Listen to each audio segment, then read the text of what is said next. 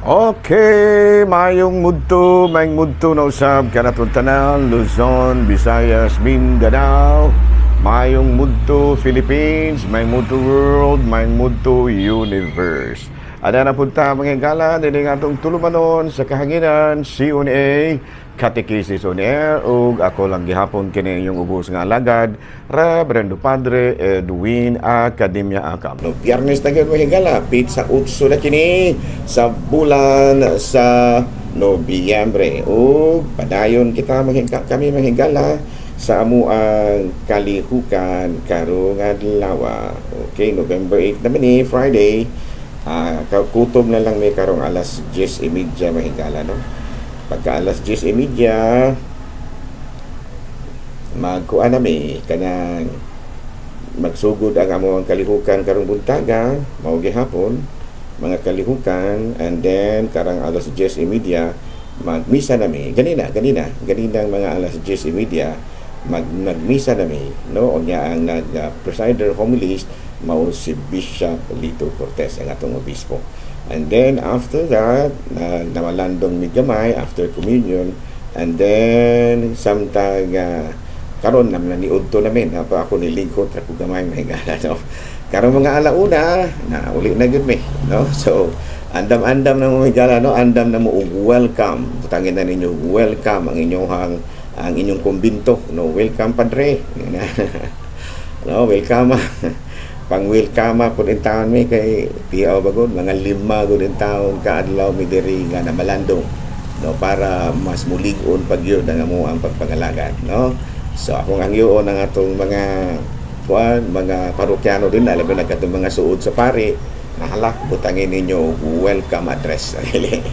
Mura mag-welcome tarpaulin ba? Welcome tarpaulin ang kumbento aron pag-abot gyud nilang padre, medyo po mo hasway po og jutay ang amo ang pagbati nga gyud. Bisan ako katuragong bisan ganing dili ra tarpaulin, bisan kamura mismo pag-abot welcome padre, ano ba marong problema tao nga murag malipay-lipay pud may pag-abot namo nga gimingaw pud ay tao ng among mga parokyano.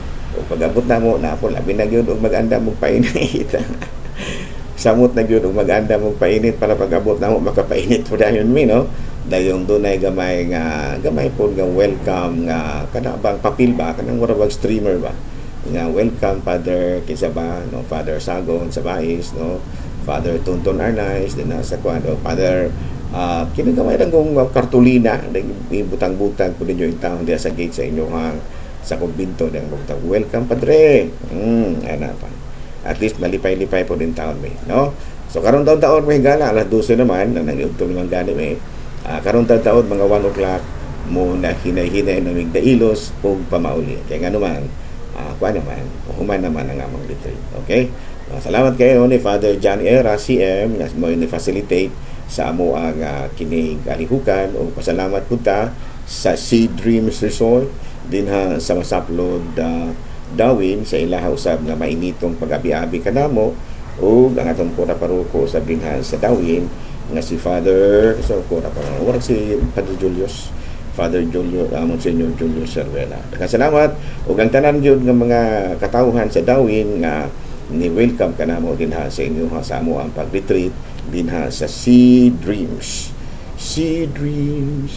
get away, Sea Dreams Resort Masaplot Sibulan, no? Salamat og dinila lang ko kuto mga gala balik na buta ugma sa ato nga kining naandan ng mga kalihukan. Kami na magmisa og mga adlaw mga higala, no?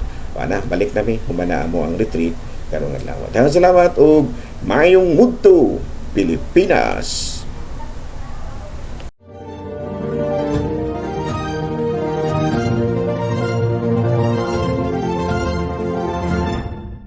Today, we shall reflect on the life of Saint Godfrey.